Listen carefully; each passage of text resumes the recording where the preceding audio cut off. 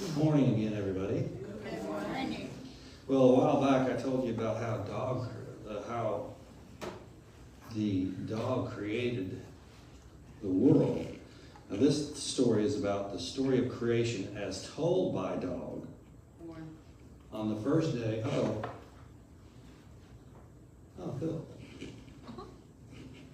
On the first day of creation, God created dog.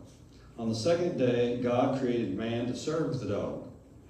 On the third day, God created all the animals of the earth, especially the horse, to serve as potential food for the dog. On the fourth day, God created honest toil so that man could labor for the good of the dog. On the fifth day, God created the tennis ball so that the dog might or might not retrieve it.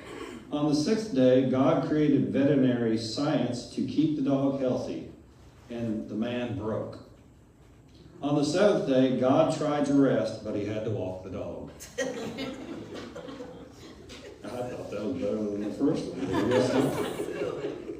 Anyway, all right. Well, today the title of the lesson is The Ache of Demons and Beauty. And hopefully you had a second to think about what the heck is he talking about. And so if you did, that's cool. If you didn't, that's okay too, because we're going to find out. Each of us, believe it or not, as a human being, have this yearning for life. It's in our nature. It's because of the spiritualness of us. And it is always something that is pushing and pulling us. And I'll talk about that here in a minute. But life, as we know, comes in different forms, doesn't it? It comes in the form of, if we're thinking about just carnal stuff, it comes in different forms. I mean, I'm a male, I'm shaped like this, but there's other males that are not shaped like this, and same with females and other things. So they're, as far as the carnal sense, that's that. But when we look at it like I really want us to look at it, is it comes in different forms as us being a human being and a spiritual being. And, you know, when we talk about that in unity, what we sometimes refer to it, not all the time, but sometimes is the personality and the individuality. And the personality being the human and the individuality being the spiritual self. And in these different forms, we do different things. The human body, which is the personality, or can be the personality, is shaped by a lot of different things, isn't it? It's shaped by what we eat. I know that. I need to go on a less eating cycle. And it is shaped by how we exercise or don't, or lack thereof. And it also is shaped by what we think, isn't it? Because if we're thinking a positive life, then most of the time we're going to see positivity. That isn't true all the time, but if we're thinking about negatively, then we'll see a lot of negative results in our life. And again, that's not true all the time. So how we think in our carnal mind can show up, or will show up most of the time, in the way we're thinking. But if we're drawing those ideas, those thoughts from our divine mind, which is above the subconscious, our conscious mind, subconscious, divine mind. If we are thinking about from the thoughts from the divine mind, it's always going to be good, because we're thinking of spirituality and doing spiritual things. But if we're thinking of things from our subconscious, then sometimes we can pull things that we didn't have a good experience in and make things that we're going through right now be a bad experience when it's just an experience. It doesn't have to be bad, but we have a bad experience with it. But like I was saying a minute ago, Spirit is always pulling us forward to experience more and more beauty in life. And that's that divine mind like that I was talking about. If we're in tune with what God is telling us, if we're in tune with what our guidance is from prayer and meditation, then we're going to do that as far as our physical life, and we're going to reap the benefits from it. We're going to see more beauty in life. If we look at the life cycle, then we can see how different things happen at different times in our life. And we look at it also, it comes out as far as what we're thinking about too. It's interesting how sometimes we were talking about once in seminary, I don't know if I've told you this story before or not, but anyway, we were talking about how, when we're born, as far as into the human body, we have a lot of great traits that sometimes don't last with us through our adulthood. But there are some great traits, and one of the main things that we were talking about this one time in seminary was how loving a child is. They're ready to give love, whenever to anybody, essentially. And, how I don't know if you do, I'm sure you do, just the same as me, how sometimes you get caught up in a conversation and you're sitting there thinking, wow, that'd be cool if all this.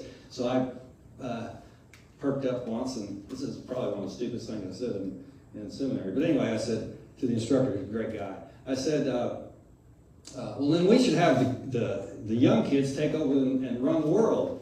And, he kind of laughed, and he said, thinking about how they are loving things, that'd be great, but it's not a good idea. They can't make decisions like adults can, as far as taking all the things into consideration, which is true. And yet, and that's why we don't give kids those decision-making choices to do.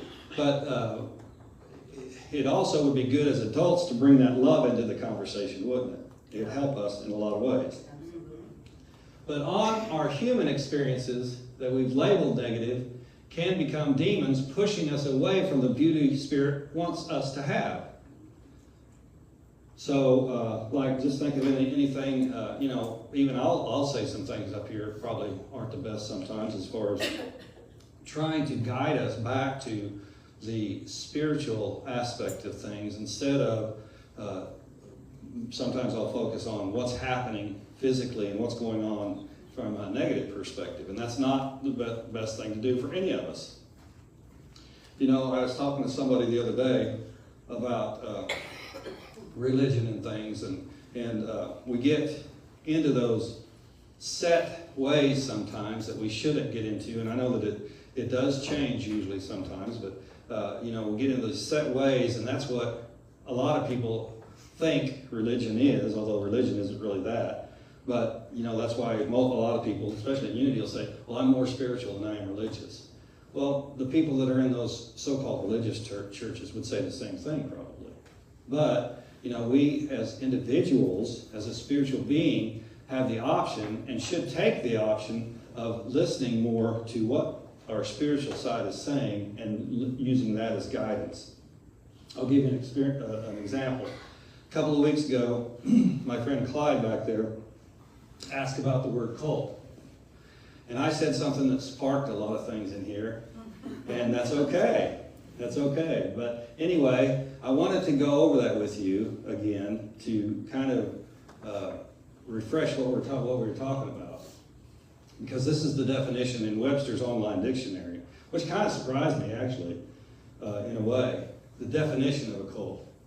The first definition is a religion regarding an unorthodox, or spurious.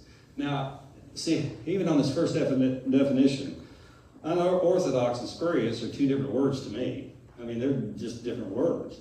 Unorthodox just means that it's not the same as a set guide. But spurious, to me, sounds like not a good thing, And so I think that when we think of the word cult, most of the time, especially us at our age, we'll think of a negative thing. And so and to clarify what I was responding to on that, was that I have been in Unity all my life. So all those years, I've defended Unity, all this stuff, when somebody says something like that. The reason I said what I said that day was because I don't defend Unity anymore. It's not because they don't deserve, or the Unity message doesn't deserve to be told or anything. It's because I don't think it needs to be defended. If you're looking at the word cult in a negative sense, we are not a cult. We never have been a cult. And yet, let's look at these other definitions. Number 2, great devotion to a person, idea, or object, movement, or work. I'm very devoted to Unity. I have been all my life. It's because it's not because I've never experienced other religions, because I have. Even before seminary, I studied other religions. So, and I like some of them. I've told you before that I love the ornateness of the Catholic Church. I love that. This one here isn't as great as some of them, but you can go to some Catholic churches and there are gold statues and all this. It's very impressive, isn't it? To me, it is.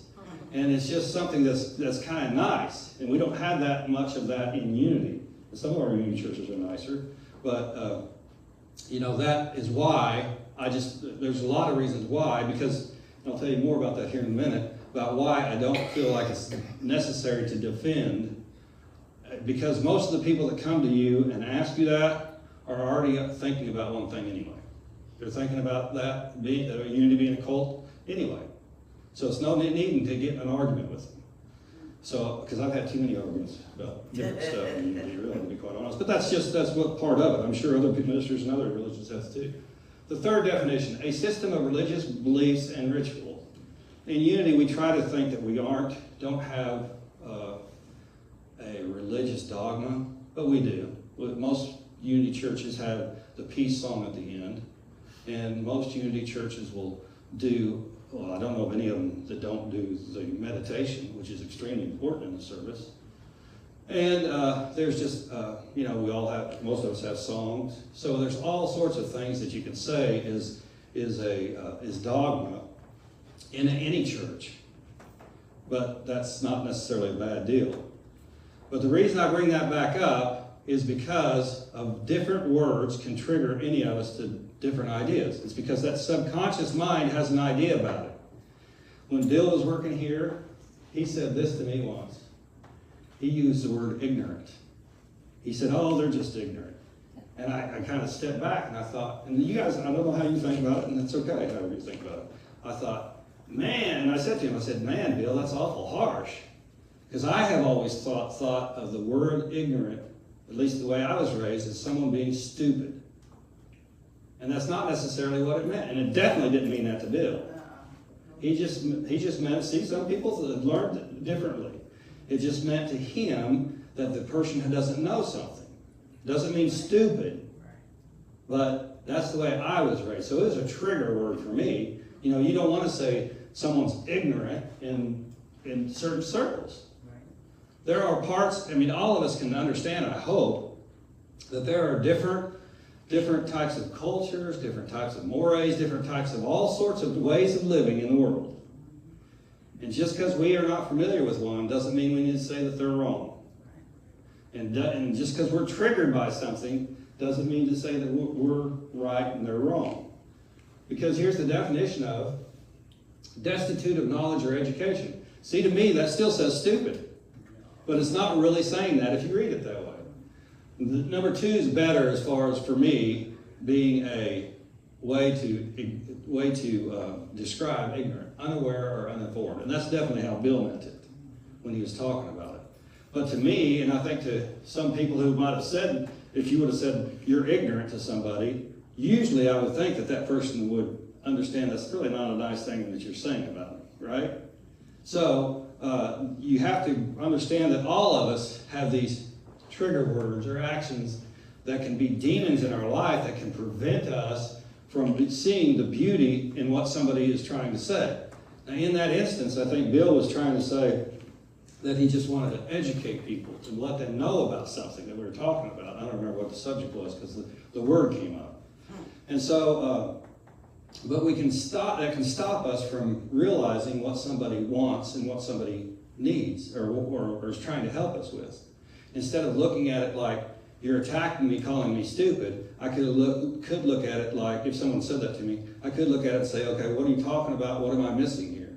You know, just to figure out what I need to do to change my perspective. Because it could be a beautiful thing that I'm missing out on. But if I look at it as stupid, you know, and maybe you have a different definition of stupid too. If I look at it as stupid, it's going to keep me from seeing that beauty, isn't it? So we have to recognize that, and it all comes from the subconscious. At some point, like my learning of the word ignorant was different than a lot of people's learning of the word ignorant. So if we don't understand that, because then, like I said the other day, on cult, you know, all the people that were following Jesus during his time and after his life were considered cults. But nowadays, that wouldn't be a good thing, would it? So we have to recognize our trigger words and not allow them to stop us from our spirituality. Here's something I want you to show. I'm going to try to go over this very quick. From Matthew 8:28 through 34, this story you've heard, but I don't know if you heard the whole thing. When he arrived at the other side in the region of the Gadarene, I can't even say it right now, Gadarenes, two demon-possessed, this is the part you recognize probably, two demon-possessed men coming from the tombs met him. They were so violent that no one could pass that way. They said to Jesus, "What do you want with us, Son of God? Have you come here to torture us before the appointed time?" So they had this thought already that they were going to die and go to hell, right? This idea of hell. Some distance from them, a large herd of pigs was feeding. The demons begged Jesus, "If you drive us out, send us into the herd of pigs." He said to them, "Go." So they came out and went into the pigs, and the whole herd rushed down the steep bank into the lake and died in the water. This is one of the places where it describes, it isn't the part because it's in the Old Testament, it describes about the Jewish faith being kosher, okay? And this is why, okay? You follow me what I'm saying? Okay. If you don't, I'll tell you later. Those tending to the pigs ran off, went into the town, and reported all this, including what had happened to the demon-possessed men. Then the whole town went out to meet Jesus, and when they saw him, they pleaded with him to leave their region. A lot of things in that story, and the things that I want you to recognize is that the demon-possessed man, just by Jesus saying go, left, right? So that's the story. So when we are in alignment with God, if we have whatever we think we have in us that's preventing us from our good, when we say, all we have to do is be in alignment with God and say go. Allow God to say go. And all those things that are preventing us from our good are going to go away. A hard thing to do in life is for us to recognize the good where we stand right now. It's a hard thing for a lot of people, a lot of humanity. I've seen that. And so, because we all, I don't know why, it's keeping up with the Joneses, the grass is greener on the other side, all these things get caught up with us. When we were, when Reverend Francie and I, when my mother moved to close to us, you know, after we got married, she, you know, it was good to have her around. Yet, how do I explain that? It wasn't. I did not look at it as such at that point, probably. Okay, if you know what I mean. I mean, having someone around you that you love sometimes can be irritating, I guess is what I'm saying. And I don't mean it mean, though. I don't mean it. Okay? Yet, when she, after she had gotten sick and all this stuff, and we took care of her and all that, you know, it's hard to see during that time the beauty of what's happening. But when we step back after the fact, we can maybe see it. And hopefully you can. Well, you need to if you haven't, and something that you got in your subconsciousness is negative. But when you're in the moment, it's hard to see a lot of times, isn't it? You can't see, and sometimes, and that's why we should pray and meditate. Because when we come to church, when we hear some good news about ourselves, the possibilities that we have in life, then we can maybe open the door to ourselves, allow ourselves to receive the good that is ours there already. But when we look at something and we're saying, you know, this is a trigger for me, this person did bad. You know, I was talking to a guy the other day, and there's a couple things still, and I'm not looking really to let go of them, to be quite honest. I guess I'm telling myself there. But there are a couple things in my life that I don't have too much sympathy for when people do a couple of things, okay? And I'm sure that on those things probably you'd agree with me. Yet, you know, we're all human. We need to learn how to not let certain actions, either those of our own or somebody else's, trigger something that's going to prevent us from seeing the beauty in the world. Okay? Because it's hard sometimes to do that when we're in the position that we are at this point. You know, I'll take an easy out here and say something about financial. When we owe a lot of money, I don't know if you've never been in that position, that's great for you. I hope you never go there. But anyway, if you owe a lot of money and you can't pay it off right now, and you're sitting there struggling, it's hard to see the good of how you're going to get out of it. Yet, when we don't come to church and we block ourselves off and try to figure it out, go in our hole and try to figure it out, we're preventing ourselves from seeing the good and seeing the thing that can help us get out of it. Because I think we'd agree. I saw the other day, I think we'd agree that there's unlimited wealth out there, especially in our country. I saw them the other day, and I don't know if anybody saw this article, and I think it was online, I don't remember. And this isn't saying anything about taking money away from the rich and giving it to the poor, okay? Don't misinterpret me. I'm just saying what the article says. But all the money in the U.S., if it were divided by all the people in the U.S. equally, it'd be something like between 500,000 and 600,000 everybody would have. Now, I don't know about you. Well, wait a second. If one of you have that much money, please see me after church. Because you really need to be, I need to look at your donation letter. Anyway, the point being, that's per person, including children. So they said a family of 4 would have $2 million, more than $2 million. And so when we look at that and we see all that money there, for the most part, you can debate this if you want, but for the most part, it's there. It's not going to be something that's limited to me. So it's all out there. And if we want to pay off all those bills that we owe or whatever, and be wealthy as far as finances, then we have to open ourselves up to being wealthy, for the finances.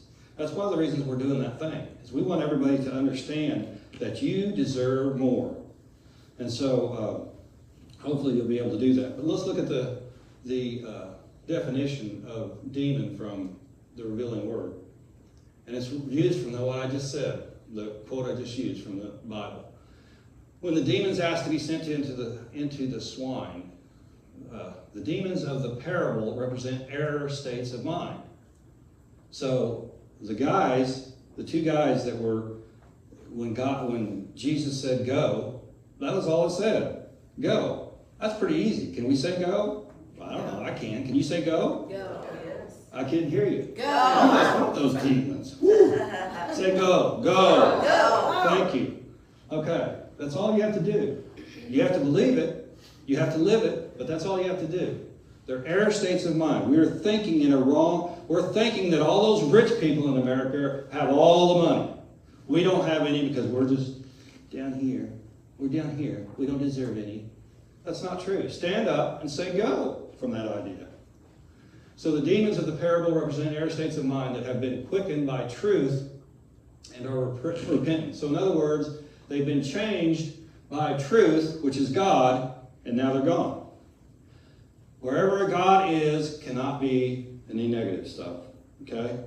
So when we see a situation and we're declaring it negative, we need to find God in that situation, or allow ourselves to insert God in the situation. So we don't have to be the ones that take it on us and think that we can do it. We can't do those certain things without God. You just can't. You have to know that God is involved.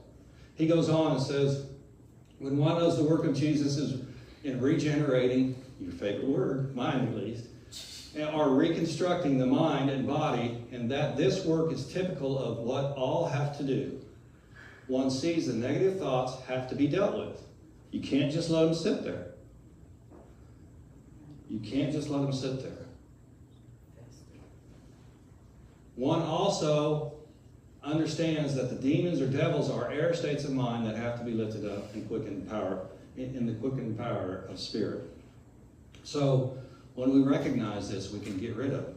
We don't have to stay in the same situation. There's only one, there's a couple, but there's only one as far as personal counseling that, teachers are too, but ministers in every state in the union are required to report, and that is physical abuse. So if someone comes into me and says, my husband's beating me, I don't really, in fact I wouldn't anyway, even if I did have a choice. I wouldn't say, well, forgive him and see if you can work it out. I wouldn't say that, I'm sorry. I would not say that. I would say, we need to get you safe first, and then we'll talk about what we can do then. I'm not saying that we're gonna go get a divorce and break up or whatever. I'm saying you need to be safe. You do not need to be beaten. No one deserves to be beaten. So how do we rectify this situation? We just make sure you're safe first, okay? And then we'll deal with the rest of it later.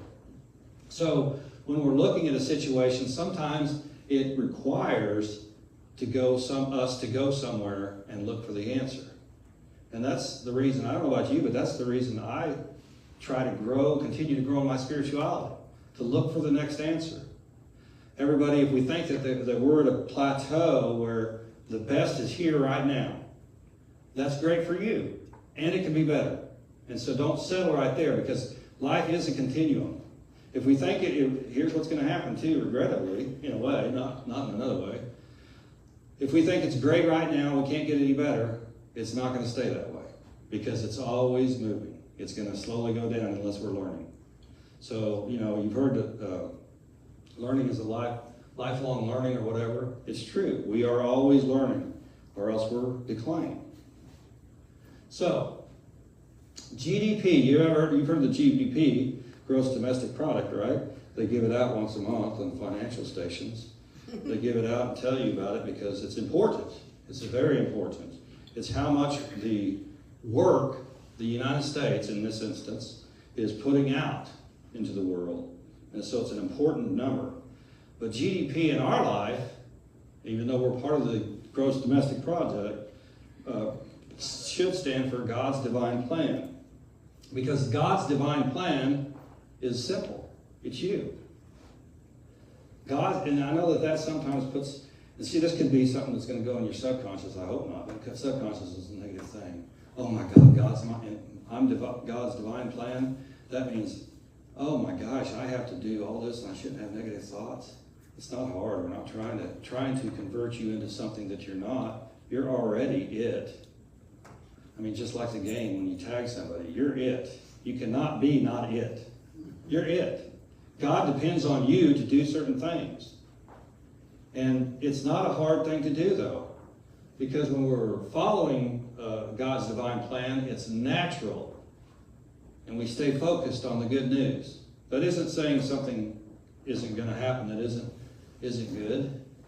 We had that statement in Unity, and a lot of people took it for a long time, and I never really agreed with it. It's all good. And you can look at it, and what I would agree to is good can be pulled from everything, but it's not all good. I mean, in my mind, because, a young person, a baby dying is not a good thing for me. I don't think that's a good thing. Wars in the world, I don't think is a good thing. There's a lot of things that we can think of as not good things, but hopefully, when we're following God's divine plan, we're thinking about those. We may not forget them altogether, but we're thinking about those, less and less. Because we want to see, like Reverend Francie was talking about earlier in the prayers, we want to see peace in those areas. We want to see health in those areas. We want to see life in those areas. And the only way to do that is for us to follow God's divine plan. And that is focusing on that. There is many, even here in this church, health miracles that we've had happen. But they're really not miracles. We're just following God's divine plan. And if we do that, then we are going to help someone follow their divine plan, and they are going to follow it. So this is also demons. The word demons means the made-up figment of the imagination. Can be dispelled by denying it power. And that's what we talk about all the time in Unity. I don't know if you've seen these. The boys sometimes try to get on them. I don't let them watch it if possible. But they've gotten good at scary movies Hollywood has. Ooh. They scare me just seeing just a little bit of it. So I try not to let them watch it, but man, ooh, doggies. You remember Alien? Alien is nothing compared to those things now. Ooh, they're scary. So anyway, we can focus on that and say that's really what's going on. Or we can deny it power, because that's all Hollywood did, is made up something. We can deny it power and just enjoy the movie. Now that's hard to do in a scary movie, I understand. But, we have to deny that being truthful, right? Because it's not truth. It's something made up. And beauty, on the last thing, can replace all areas of our life as we grow more in spirituality. And the funny thing to me about spirituality and everything is we can get to a place where we think, this is really cool, everything's going my way right now. And yet, there is more beauty to see. I mean, look, I just told you about that thing. Bill, that was just a few months ago. Bill told me about that word ignorant. So I had been using that word in a negative sense for decades, right? And so we have to stay open to things, even though you may think that's a simple thing. It is a simple thing. It also dispels something in my subconscious that didn't have to be that way, right? Okay. Now, I'm not ignoring some fact that somebody might take offense to that word. I have to be aware of that, but that doesn't mean that I have to take offense to it anymore. You know, one thing real quick is with my sister has always been a dog lover, and she loves animals. She was in the animal business, I guess, if you will, for a long time. Our oldest daughter is that way too. She loves animals. And they're very touchy when it comes to animals. And I used to be too when I just had animals. Now that I have little children, there's a pecking order, okay? And animals are not above the children. And so sometimes when people ask, in my mind, and so when people ask, like my sister or something, be real sad about that. And I'll be sad for her too if an animal dies and everything. It's not fun, it's not happy. They can be like a family member, yet it's not a family. It's not a human being. So I know that maybe everybody's going to throw rotten apples at me here in a minute. Yeah. But there is a difference. And so I still love animals. I don't think my love for animals has ever gone less. But anyway. So the reason I bring that up is because there's been quite a few years back now that this is what the whole idea behind what I was saying is that I don't know if anybody here remembers Michael Vick, quarterback for the Atlanta Falcons. He got charged, and see, now somebody's getting mad at me already. I put that memory in my head. So I'm going to dispel it right now, Yeah, okay? we're dispelling it. Let's dispel it right Exit it now. No, not even exit out. Just put GDP in it. Okay. Okay? Get rid of it altogether. And he was convicted on that. And, I wasn't a Michael Vick football fan. I love football, okay? But I came to his defense because I said that's how he was raised. He was raised thinking that wasn't a big deal. And I'm sorry, I'm not trying to offend you by saying that, but when you're raised with something, until Bill would have said ignorant was not what I understood it to be, I wouldn't have understood that people thought of ignorant that way, right? So when people, he went to prison for that. I'm not saying right or wrong. What I'm saying is there are people in the world, other than the United States too, that do that all the time. Doesn't make it right. It doesn't make it right, but until we communicate with each other, until we learn from each other, until we see each other in God's divine plan, we will not be open to those things, hearing those things. Whether their side or our side. Okay? So I'm not trying to say anything bad about anything. So now that everybody's mad at me, we can go on. Well, you don't think it was right he did that? No, I don't think it was right. And, there's a time I know that most of you in here are women, but Clyde can vouch for me. There's a time in a young man's life where there's a lot of violence going on. There's a time in my life where I love boxing. In fact, I did it for a while. But now I think why in the heck are two grown men hitting each other? It's for money, but anyway. There's a time usually in a man's life, in a boy's life, that there's a different train of thought. And that's what I was talking about earlier. We don't give all the decisions made to a baby. We give decisions. We grow in our life. We understand different things in our life, right? And so let's keep growing together, all right? So if you are growing, then be blessed and accept the blessing that you are today because a new blessing is coming. God bless you.